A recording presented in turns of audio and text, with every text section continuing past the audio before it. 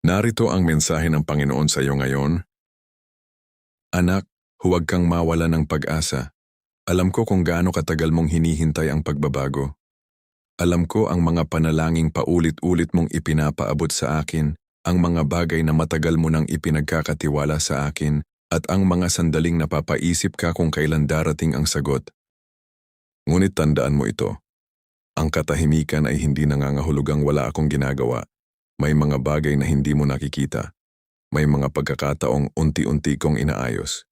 May mga pintuang inihahanda kong buksan sa tamang panahon. Hindi lahat ng sagot ay dumarating sa paraang inaasahan mo, ngunit maaari kang magtiwala na naririnig ko ang iyong panalangin. Huwag mong hayaang ang mahabang paghihintay ay maging dahilan upang mawalan ka ng pananampalataya. Minsan bago dumating ang isang bagong yugto ng buhay, kailangan munang magkaroon ng paghahanda sa iyong puso. Ang paghihintay ay hindi laging panahon ng kawalan.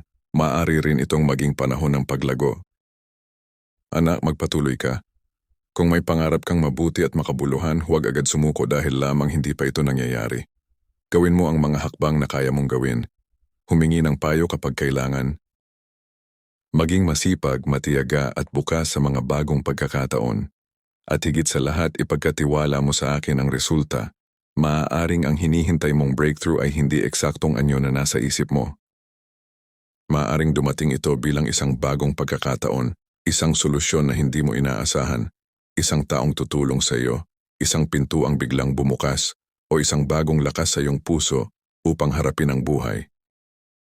At kapag dumating ang iyong hinihintay na pagpapala, huwag mong kalimutang magpasalamat. Huwag mong isipin na ang tagumpay ay dahilan upang kalimutan ang akin. Sa halip, gamitin mo ang iyong pagpapala upang maging pagpapala rin sa iba. Anak, hindi kita hinihiling na malaman mo kung kailan eksaktong darating ang iyong breakthrough. Ang hinihiling ko ay patuloy kang lumakad ng may pananampalataya, karunungan, at pagtitiyaga. Kapag pakiramdam mo ay malayo pa, magpatuloy ka. Kapag tila walang nagbabago, magpatuloy ka. Kapag napapagod ka, magpahinga ka ngunit huwag mawalan ng pag-asa. At kapag dumating ang pagkakataong matagal mong hinihintay, maging handa kang tanggapin ito ng may pagpapakumbaba at pasasalamat.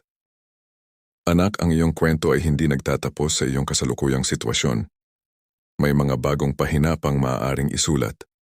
May mga pintuang maaaring bumukas. May mga bagong pagkakataong maaaring dumating. Kaya ngayon huwag kang mabuhay sa takot. Mabuhay ka sa pag-asa, magtiwala ka sa akin, gawin mo ang iyong bahagi, at hayaan mong ako ang manguna sa iyong mga hakbang. Ang breakthrough na hinihintay mo ay maaaring dumating sa panahong hindi mo inaasahan at sa paraang hindi mo maisip. At kapag dumating ito, mauunawaan mong ang bawat paghihintay ay may aral at ang bawat hakbang ay may layunin. Manatili kang may pananampalataya. Manatili kang may pag-asa. Magpatuloy ka.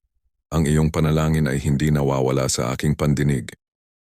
Tingnan ninyo, gagawa ako ng bagong bagay. Ito'y malapit ng sumibol. Isaiah 43:19. Type Amen. Follow, like, comment, share.